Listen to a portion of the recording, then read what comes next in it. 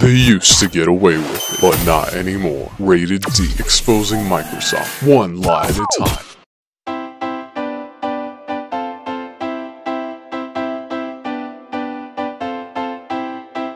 Hello everyone, it is Thursday, July 12th, 2018, and welcome into the very first episode of the Rated D Show.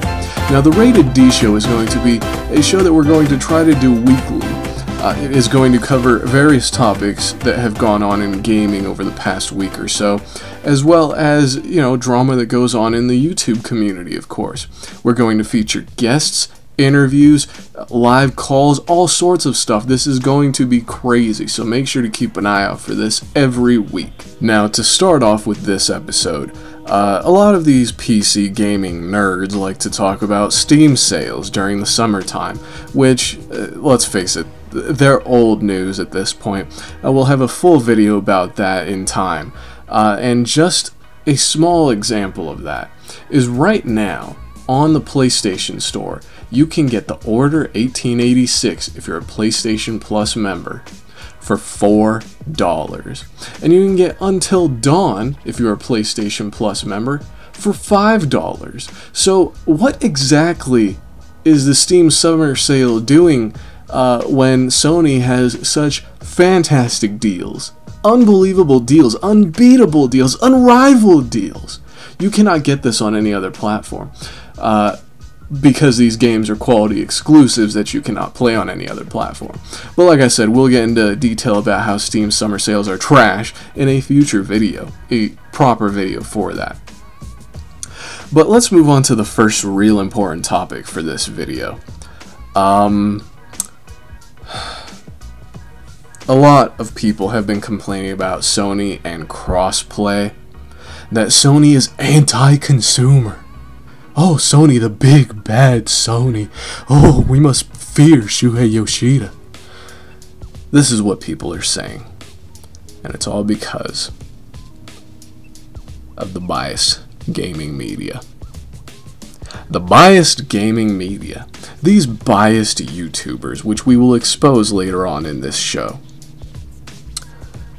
And I think it's absolutely laughable how anti-Sony people are right now. Have we forgotten what went on last console generation?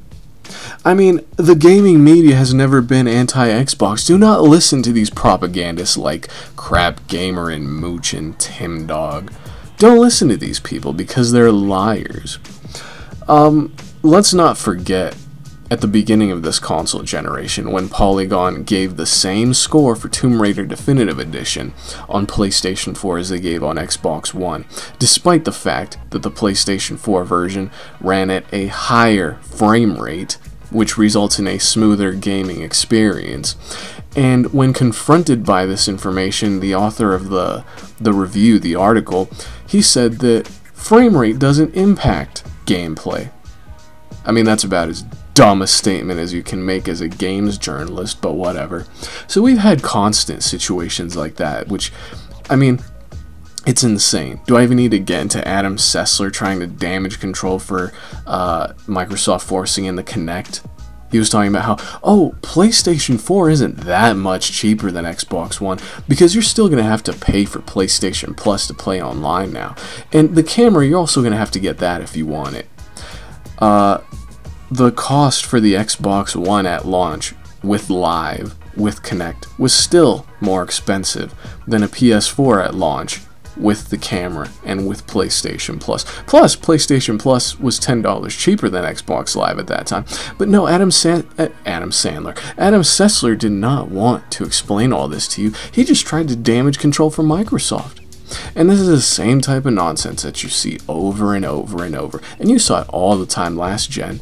Do I even need to get into the fact that Gears of War 1 and 2 were basically walking around at nighttime, and yet people had the audacity to complain about Killzone 2 being too dark, but praised Gears of War's graphics? It's unbelievable. So the biased gaming media and these biased YouTubers, they continue to expose themselves as complete and utter frauds. Because now, while everyone is trashing Sony for this crossplay fiasco, people don't seem to want to bring up the fact that last gen, Microsoft did not want to have crossplay. And let's reference this Kotaku article. I saw the PlayStation 3 wired to play against an Xbox 360, but you won't. And there was an event where the game Defiance was being played by people on both platforms against each other, and when asking questions about this, the conclusion was that Microsoft will not allow this. Let's read the exact quote. Microsoft won't let Sony players play against them. That's the quote. It's just, the bias is unbelievable. It's unreal. I mean, internally I'm fuming right now as I'm trying to talk to you about this. This is just unbelievable. So next time you see one of these articles or you hear one of these people complaining about Sony being anti-consumer. Oh, it's so anti-consumer when Sony does it, but when Microsoft did it, it was okay. It's insane. Anyway, I need to cool off a little bit. We're going to go to a quick commercial break. We'll be right back. He has your back. You know, I may not have been there physically owning the Nintendos, but you best fucking believe in shit, man. I was owning them spiritually.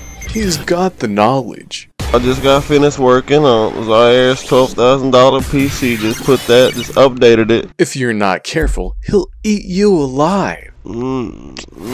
Shit, man. These Nintendo tears taste so good. Damn, folk. And he's got the law on his side. Man, Dr. Trey, this is your last goddamn chance before I report you to the police and get the FBI on your ass. Stop bullying people right now or something bad is gonna happen, man. Mr. Spaghetti 12. Go watch him now.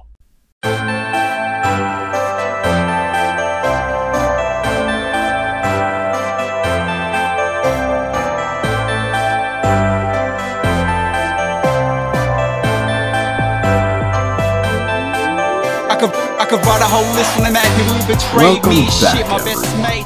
Now we have a very special interview that we're going to do live right now with the mother of a child who was inappropriately harassed by CrapGamer on Xbox Live. Right now, Vina is calling in. Vina, can you hear me? Hello, Rated D. I am Vina, and I wanted to call in to give my report on some creepy things I found some Xbox fanboys have been doing to my son, James. Well, we're very appreciative of you calling in. Please tell us your story.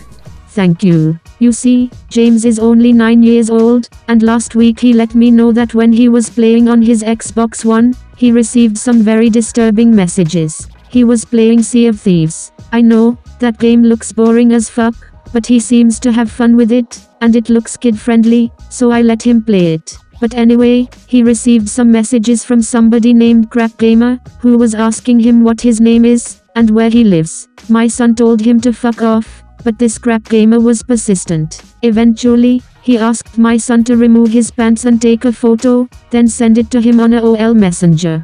Oh no! My son became scared and told me about the situation. Wow! I initially did not think too much about it. We just blocked the pervert and went about as usual. But then a couple days later, somebody else named Mooch asked my son to join in a party chat to play Sea of Thieves, so my son joined. But within a few seconds, he saw that CrapGamer fellow was in the chat, and his heart sank.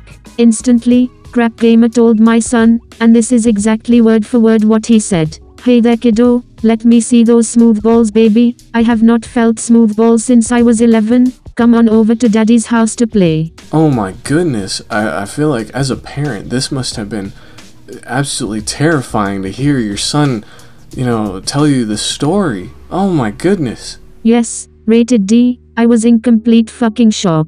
So I told my son, fuck that shit, we are going to get you a PS4 instead. Wow, I mean, at least he's going to be away from those creeps.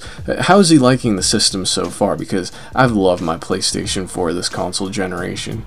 Yes, he is very happy with the purchase, and is playing the fucking shit out of Gran Turismo Sport. He says it's so much better than that dog shit game, Forza Motorsport on the Xbox.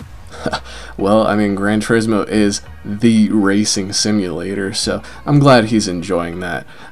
Vina, I really want to thank you for being on today, for telling us this really disturbing story and allowing people to see exactly what a lot of these Xbox fanboys on YouTube are really like, because it's not just enough for someone like me to expose these people. Sometimes it takes a little bit extra effort for, people outside of YouTube that stumble upon these people to expose them for the scumbags that they are. So thank you very much for being on today.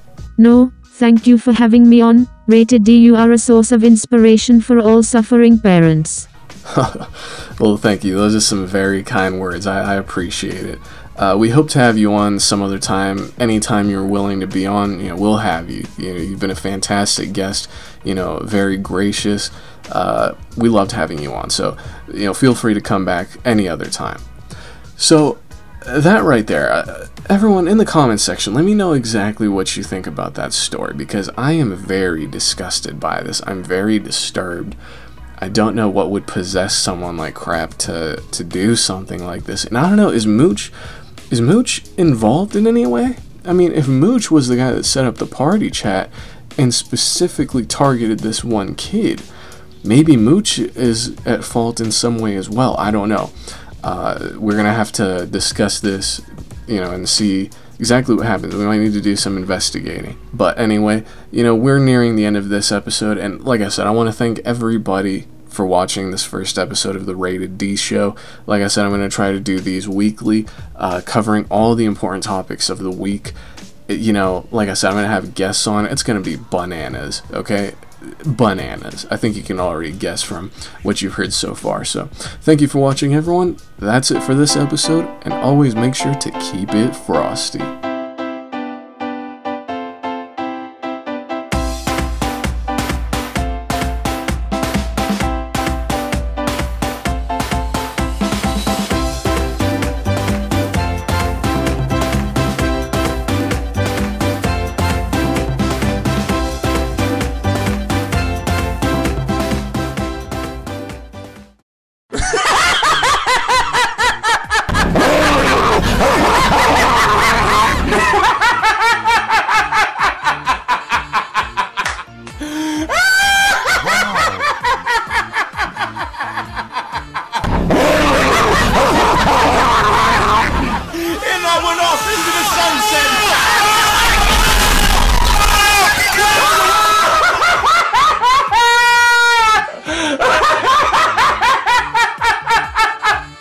Guess what? You didn't do nothing!